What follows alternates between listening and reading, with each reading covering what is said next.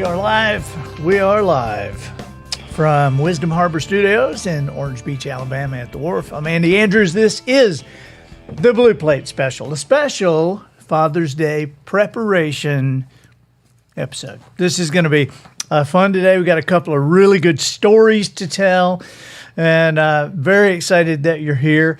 And people are already signing on. And hey, make sure you click that notification button so that you can be notified when we are on the air. It's just right there. Just click it. Click the ringer so that it'll wake you up, get you out of the bathroom, wherever you are. You'll know we are on the air.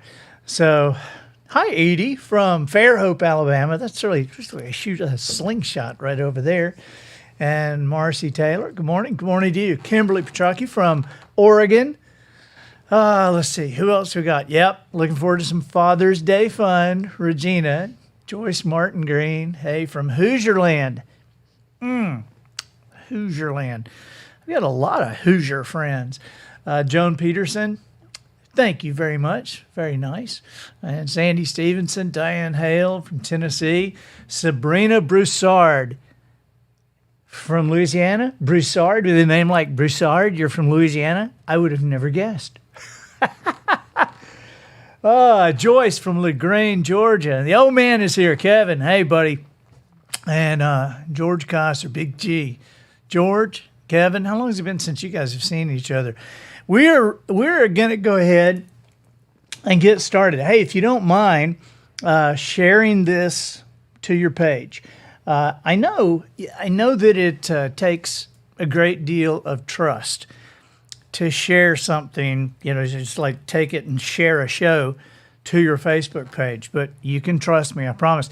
It was very funny. When we first started doing this, I saw a comment on Mark Lowry's Facebook page. Mark said, please share this.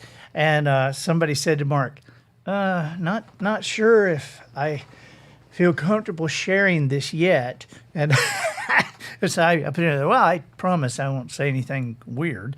No, boy, that's not true. I might say something weird. I won't say anything that will totally embarrass you. I may say something that may embarrass my family, just not you, okay? So go ahead and share. I want to do a story for you. We're going to get into several Father's Day issues, right? Today is May 21st. I don't usually actually know the date, but I know the date because tomorrow is May 22nd, and that's my birthday. So I remember that. I'll be 83. Very excited about my birthday tomorrow. And for 83, I think I'm in pretty good shape.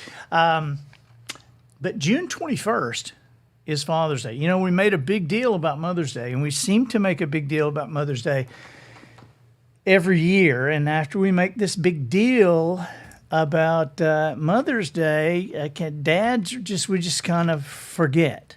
Hey, Jen, I'm glad you're here. Beverly from Knoxville. Okay, you ready for the story? This is a story about my dad, all right? One of the things people say to me is they say, you remind me so much of your father. I mean, I hear that all the time. I was standing in the Western Auto in Jackson, Alabama with Tom Henley, and a guy walked in, and he said, Tom, Larry, and just kept walking. Tom and I looked at each other. My father grew up in that town, but my father has been dead for 40 years. And it's like, wow, I must really remind people of my father. But I hear it a lot, especially from people who knew my dad. It's a compliment. And though appearance is a factor, I think it's the similarity in our personalities to which they're referring. My dad was a nut, okay? He's not a professional nut like I've become, but he was a nut nonetheless. And as I was growing up, he was the minister of music. And this was at several different churches, but I remember a particular time in my life that my friends loved my dad. I mean, they had no choice because he made them laugh. I was coming home from a date on a Friday night, and it was just like any other Friday night. There might be 20 kids at our house, and they'd all be gathered around my dad. I'll just listen to him talk, playing ping pong. My dad, I remember my dad saying, I was a good student. You know, I graduated from the seminary, magna cum laude.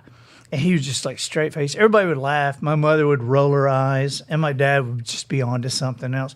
I'd hear kids say, "Speak French, Mr. Andrews," and he would do it. And somebody go, "Russian, do Russian," and he would do it. The Spanish, he would do it. I mean, he spoke all those languages.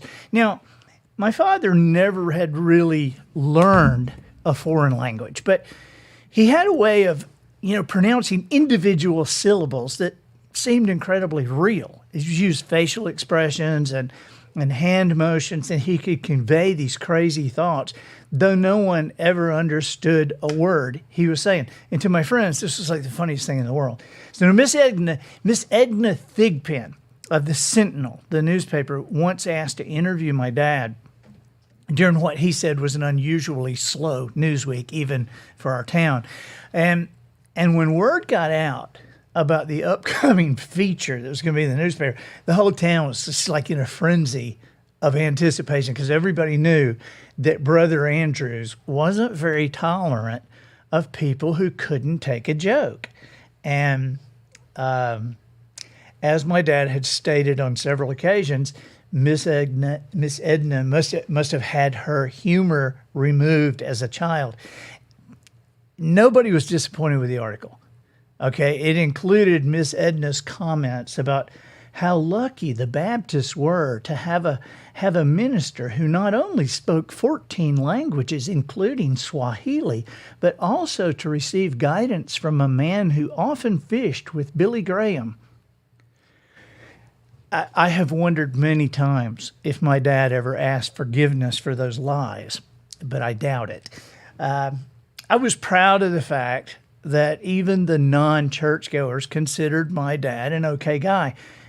He was by far the best ping pong player in town. At one point, he was a missionary to Japan, and he came back, and he was like Superman on the ping pong table. He was an above-average second baseman on the church team, the softball team. And my dad did not take hypocrisy lightly, and for a minister, he could be extremely direct. It was early in his career. He was speaking to a group of women who made up the missionary membership committee, the WMU, the Women's Missionary Union. This is one of the most vocal and volatile forces a Baptist church has ever generated. And as local legend has it, I've heard this a million times, people tell me that my dad said, "Ladies, I have 3 things to tell you. Number 1 is that there are a lot of lost people in this world. Second, most of you don't give a damn about any of them. And third," he added, just like looking at them shocked, he said, "and third, it's a shame that you care more about a minister having said the word damn than you do about all those lost people." I always laugh when I think about that. My father also had different methods of parenting. Okay, so while I was growing up, I received the usual number of spankings and lectures, and the spankings ended, I was 11 or 12, and although the lectures continued well into my teens, my dad often employed other disciplinary techniques. There was this one fall afternoon, and I was in the 8th grade. Oh man, Kevin Perkins, you'll remember this. So here's Lee Payton, Kevin Perkins, and I, and we slipped down. There was a pond behind our house. And so we slipped down there, and we were really anxious to try out these corncob pipes we had made the week before. And we were puffing this rabbit tobacco, for about 20 minutes, and then we threw up, and we promised each other we would never, ever smoke again. And so after tossing all the evidence into the water, we ate several packages of breath mints and then forgot the whole thing. But several days later, Lee and Kevin were at my house watching television, and my dad came into the room. He sat down for a few minutes, and as he left, he tossed us this small photo album. He had gone and had some, photographs developed at a drugstore, and he tossed this album. He said, "Hey, look at these new pictures I just developed." So we shrugged our shoulders and, okay, and began thumbing through them. And it was the usual family stuff. We're like, there's our dog. There's my mother and her azalea bush. There's my sister's birthday party and some kid dressed like a dog. There's some kids smoking beside a pond. What? And we looked closer, we're like, oh my gosh, that's us. But how? And suddenly it was clear. My father had crept through the woods, eased down to the pond, and from behind a tree had taken some perfectly focused, suitable for framing pictures of us and the cloud of smoke around our heads. He got a couple of pictures of us throwing up. He never said another word about the incident, but the message was clear. I wasn't getting away with anything. And believe me, I rarely tried because Daddy wasn't all fun and games. He had certain rules that were unbreakable. Unbreakable, he'd say, unless you want to be broken. He was only kidding, I think. Number one rule, he said, you will stand when a lady walks into the room. This includes your sister and your mother. Dad was sure that my wife would one day appreciate him for that rule. He was right. Number two, you will eat some of everything that is being served, and you will eat everything on your plate. You see, my dad was born during the Depression, and he was big on this one. But I was such a picky eater that this rule was just no longer in effect by the time my sister arrived. Now, she didn't have to go through all this. I think that the big liver standoff of 1965 must have worn him down. Number three rule was do not hit your sister. This was no contest, the hardest rule to obey. My sister never had a do not hit your brother rule, and subsequently she did so quite often. And this, by the way, is the only rule in which I still am baffled. I just don't see the wisdom. Number four, never play in the living room with firecrackers, water balloons, mud, skates, a yo-yo, a bullwhip, or the dog. This rule actually started out as a plain old don't play in the living room, but all the other things are added one at a time. Number five, always tell the truth. Half the truth is a lie. I'm not sure if he would appreciate how closely I am adhering to this rule while I'm telling you this story. Sorry, Dad.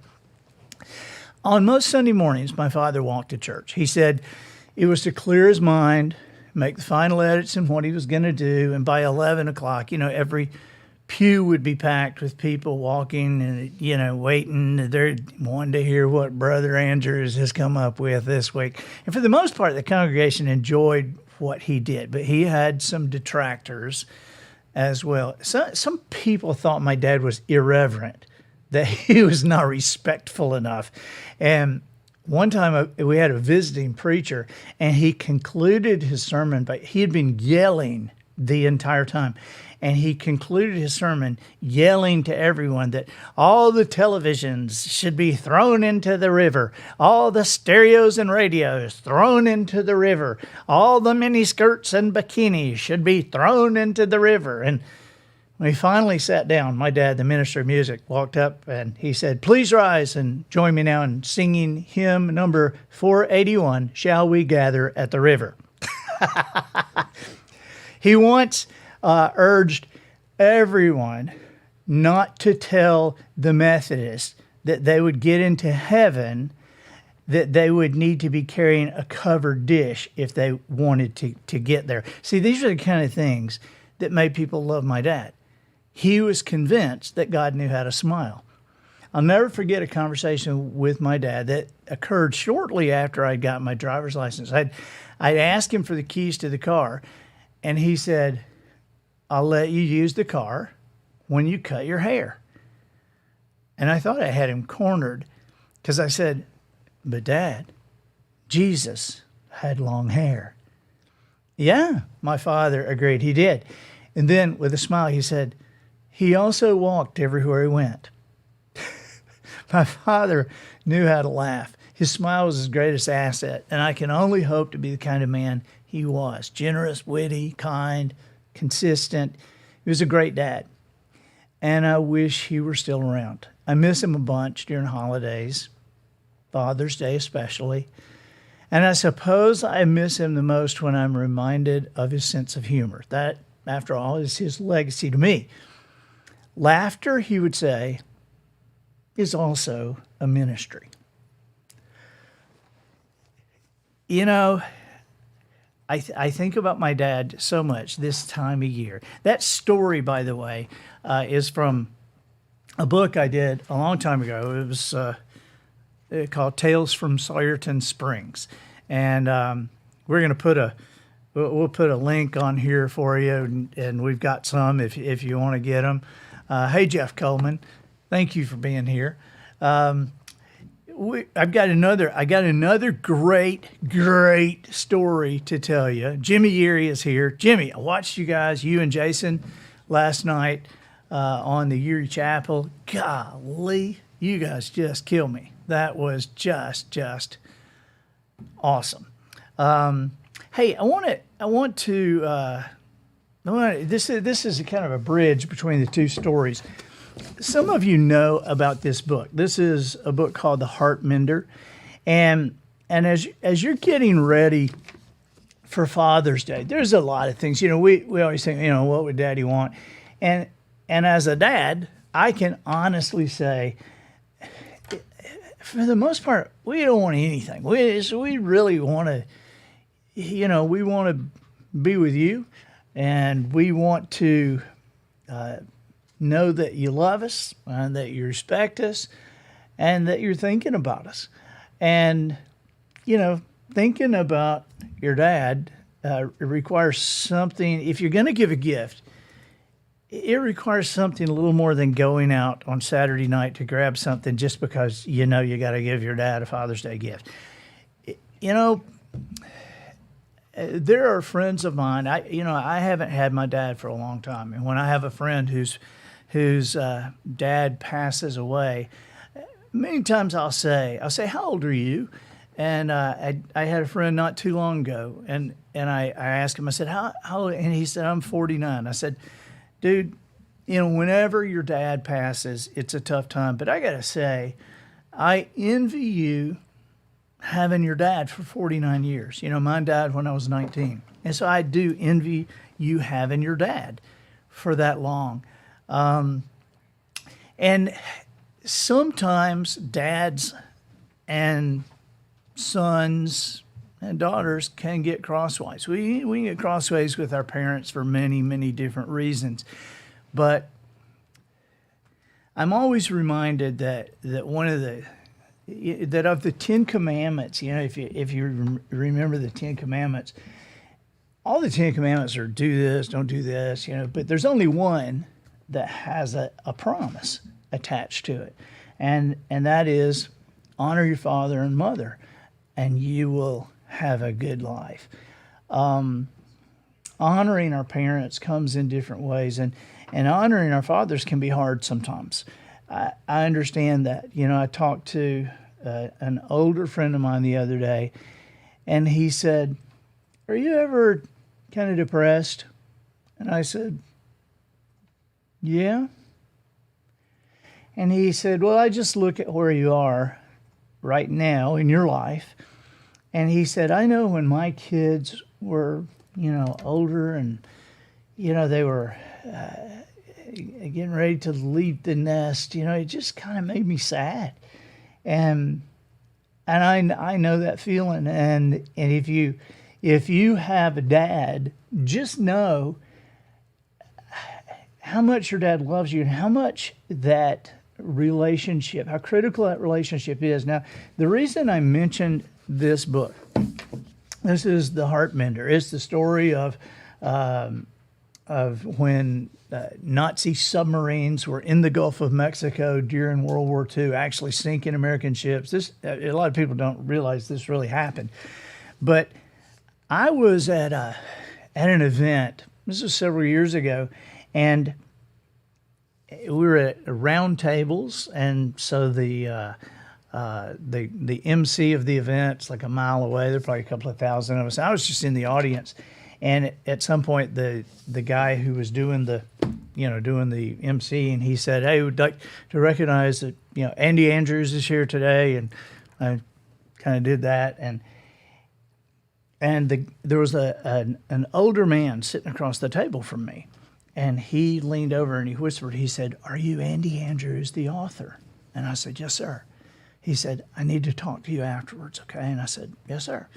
So after it was over, he came up to me, or we kind of came up to each other, and he had a younger man with him. The older guy, I would guess, was like 70, 75, and the younger guy was probably about 50. And he introduced himself, and he said, "This is my son." And we shook hands, and he said, somebody gave me your book, The Heart Mender, and at the same time gave my son The Heart Mender. And neither of us knew that this person had given it. Now, the book is a killer story. It's just an unbelievable story. But the theme throughout the book is forgiveness. And so, anyway, this man said, we didn't know we were reading it. He said, "But I just want you to know that standing here together today is because of this book." He said, "We had not spoken to each other in 11 years. And that still makes me sad. Obviously, I'm happy to have had some part in bringing that together, but I've always remembered now when people are angry, when people have things going on, I give a lot of these books away. This is my favorite book I've ever written. And we have, this book is like on a Father's Day sale, right? For it's like $11.99, and the audio version of it is $11.99 on andyandrews.com. But if there's anybody that you just, maybe it's not your dad, but just somebody else's dad or somebody else's kid that you'd like to give something to, be a good thing.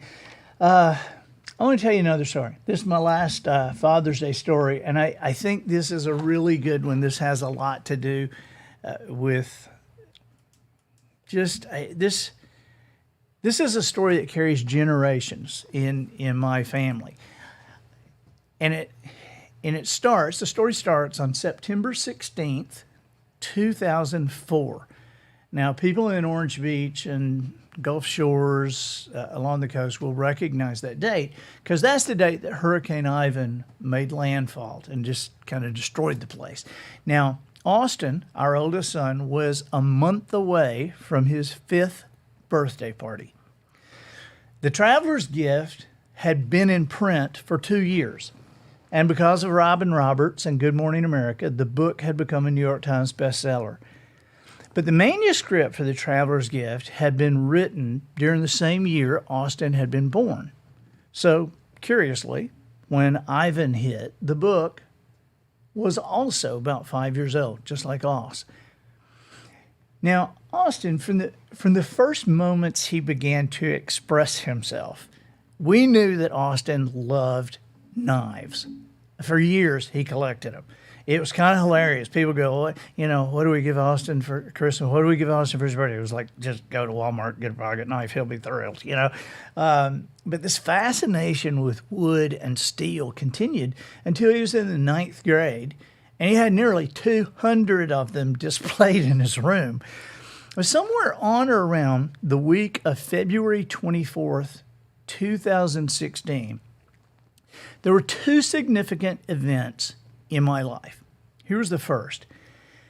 I was relieved, I was grateful, and I was seriously happy to have been able to find the Winchester 270 that my dad had given me for Christmas in 1977.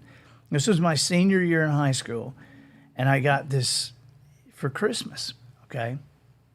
I was so relieved to find it because several weeks earlier, I was wearing waders and carrying a backpack, and it was before daylight, and I was hiking to my tree stand, and the sling had somehow come loose, and the rifle slipped off my shoulder. I never even noticed it. And somewhere in this 3-foot deep water of this brush-filled trail through the woods that I had just walked, the rifle was underwater. When I reached the place, the dry land, when I reached the stand, I realized the gun was gone, and what must have happened. I just climbed the tree there in a daze, just to get out of the water. And for a couple of hours, I sat. At first, it was just in the dark and freezing cold. Man, I was so mad at myself. I was thinking about my dad and about just having lost the most valuable thing he had ever been able to give me. I knew, and he knew that I knew when he gave it to me, that the rifle had been used. He gave it to me with a red bow around the stock, and of course it was secondhand. There was no other way my dad could have afforded such a gift.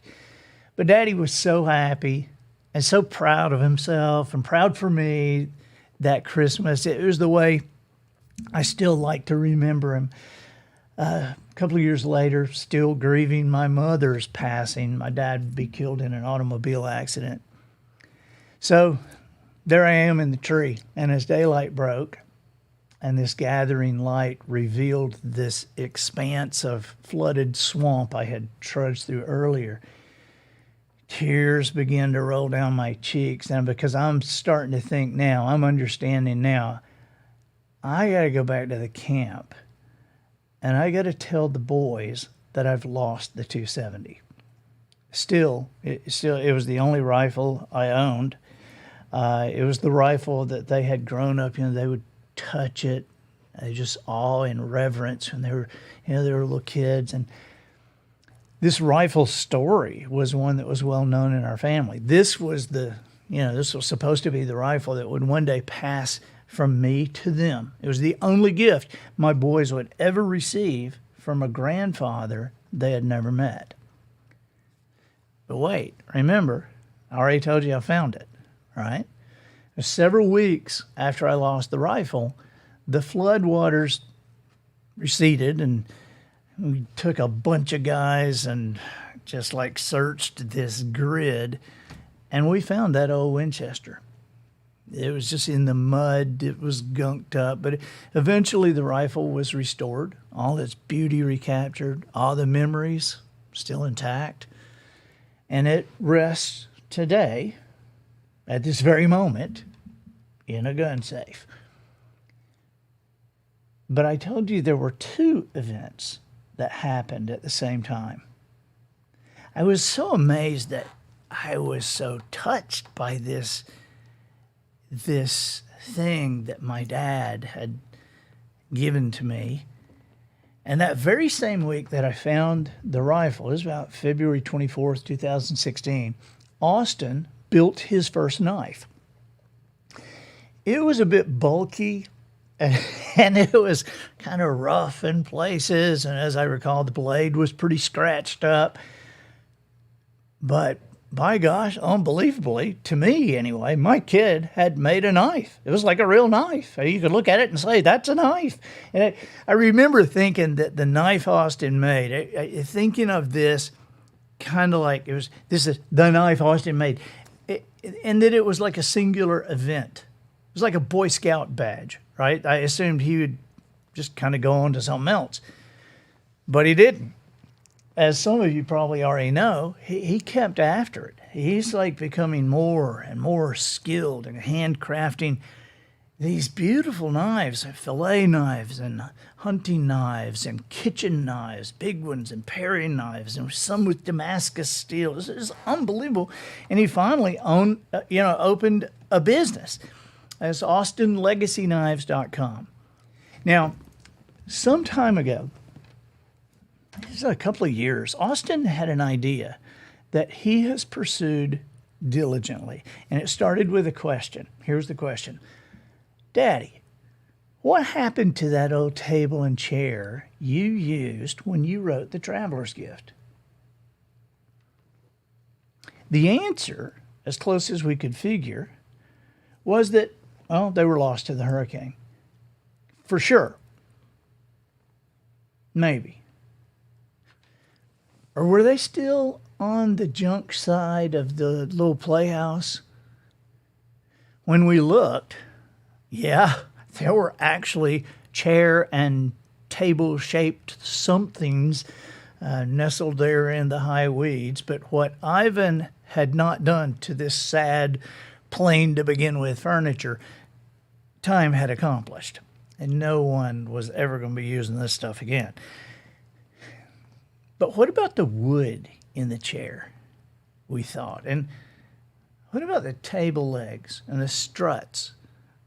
What about that curved piece of tabletop over by the shrimp trawl? Was the wood still any good? Yeah, it appeared to be. Was it maple? Pine? We didn't know. And it didn't really matter. So during the past couple of years or so, Austin has dreamed of the knives he would make from that old furniture.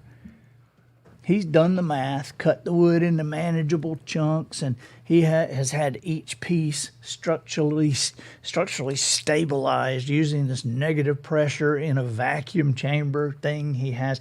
He has tinkered and fixed and filed and drilled, sanded, sealed, clamped, replaced, reworked, and reimagined this knife in so many ways that the passion burning in him for this project it's even lit me up.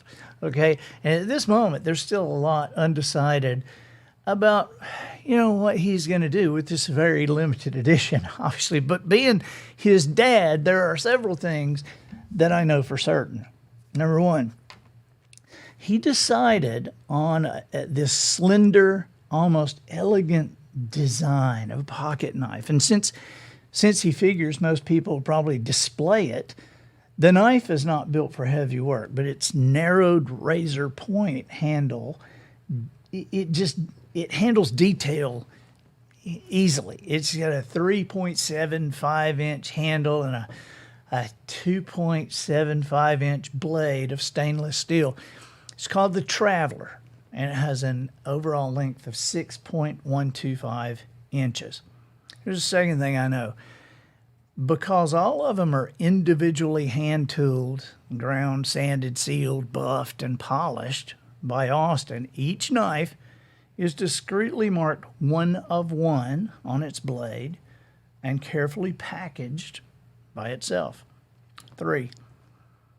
While Austin doesn't really know the number of knives that can be created with this limited amount of wood he has, we do know for sure once the wood is gone, it's gone.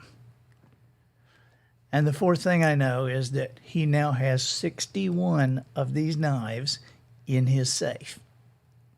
So, if you don't mind, I got Austin right here. And, buddy, I want you to slide in, show us the knife. I want to ask you a couple of questions about it. And so, come on in here, Oz. Matt, how's that? Does that work? Does that guide us? So, let's see. My chair's a little higher than yours, which is probably as it should be. I think. Even though you've been a little bit taller than me for a while. You got it? Alrighty. Hey, even though we got a few weeks, you can give me a happy Father's Day? Happy Father's Day. Thank you, brother. Thank you very much. Hey, where's your brother, by the way? Right there. Oh. Yeah, and you know what?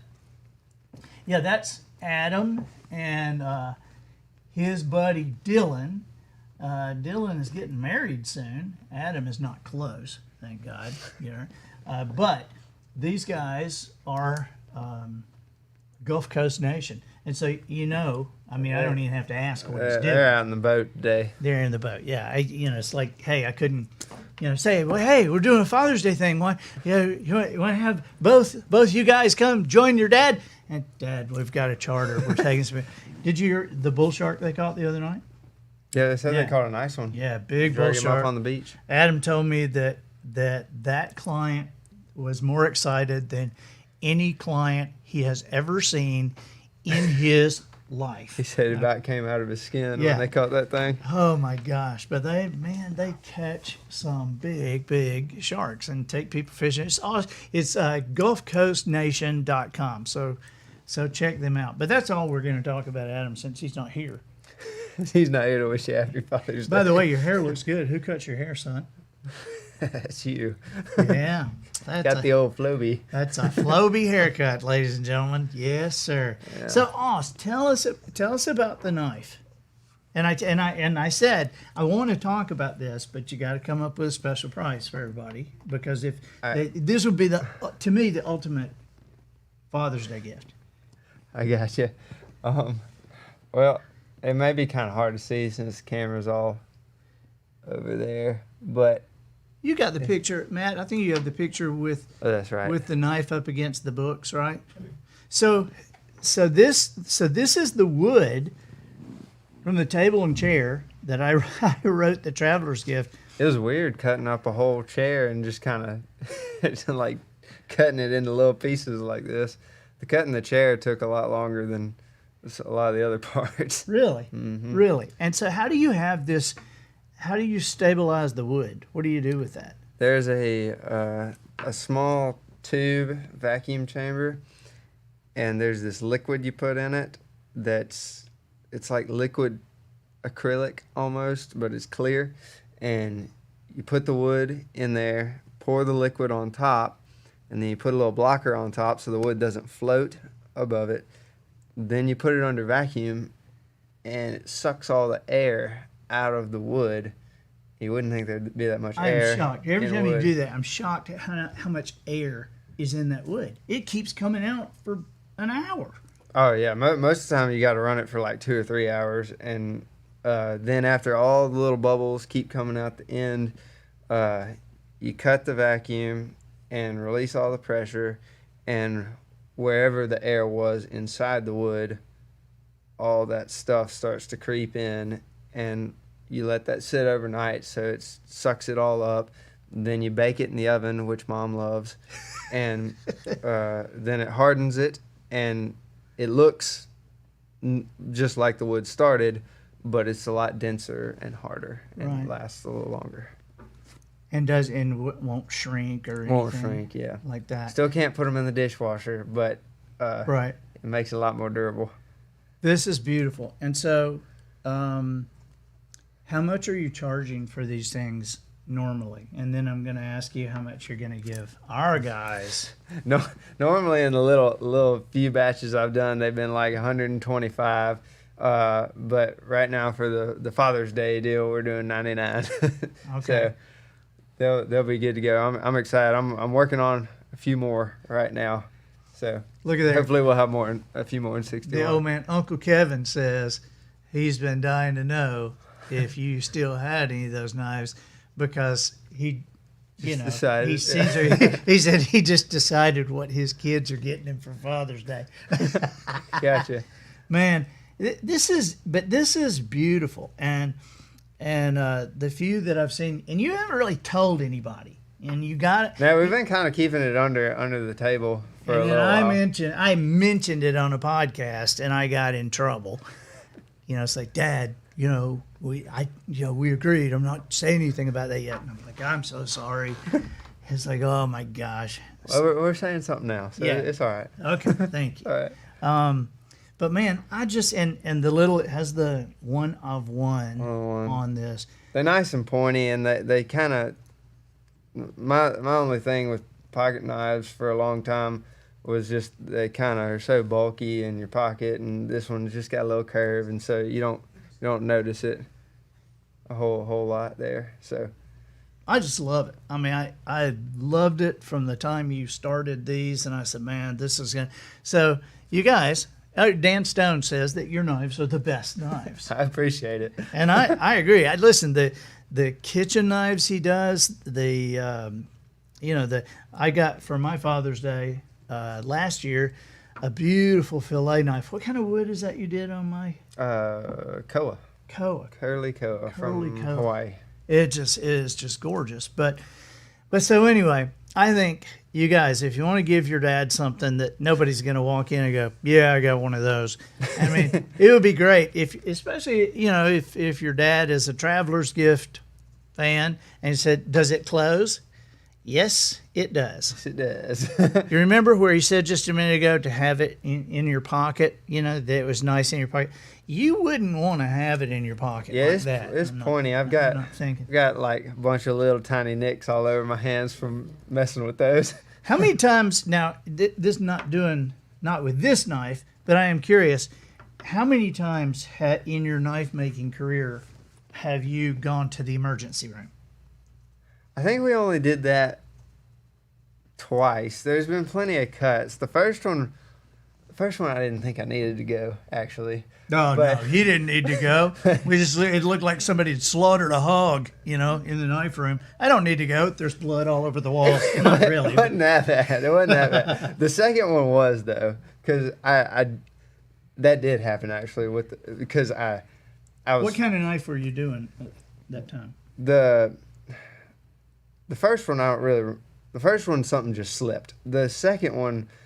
that is the excuse of the world, isn't it? Something slipped. Okay, but the second one, it was an oyster knife, and I was trying to figure a sheath for it. I didn't know if I was gonna do a sheath for it. I don't now, but not for that knife. Not for that knife. But you have sheaths for other knives. Right. But I was trying to experiment with that.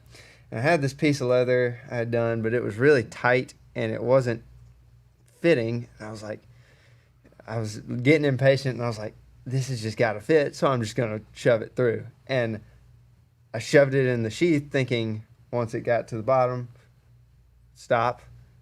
It didn't stop, and it went right through the sheath, and it went right into my hand, and it went way, and I jumped, and so it's kind of sprayed a little bit. Yeah, Austin coming up into the kitchen. Polly and I were in the kitchen, and I don't normally freak out too bad about this stuff, but like right after I did it, I was like, I got to go to the doctor for this one. I mean, we were like, oh my gosh, it was just. Have you got a picture with the box? How the packaging is done? Because I think Matt has a picture with the box. These are just packaged beautifully, and so they will arrive to you. Packaged, ready to give. There is a brand on the they're box. all little brand them in the shop there. Yeah, and so, but that knife, and let me just say, because that night watching you come into the kitchen and just let me just say, these knives are sharp. I am just. That one sure was. I've still got the scar. Didn't Melanie Martin just get an oyster knife? She did. Okay. I just feel like I need to call Melanie and say, just know this thing is like ridiculously but you put that when people get the things. Mike Jakubik's here. Hey, Mike. Mr. And Mike. Keith.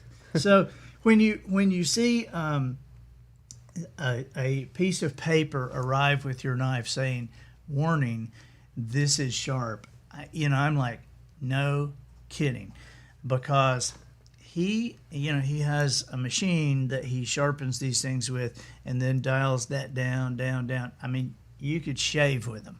I mean, they're that sharp. I still think you ought to have a sharpening service or something. No, that's just me. Now, don't get on to me later for saying, Dad, don't tell him. Okay, but because I've never, to take a knife like you take it and sharpen it.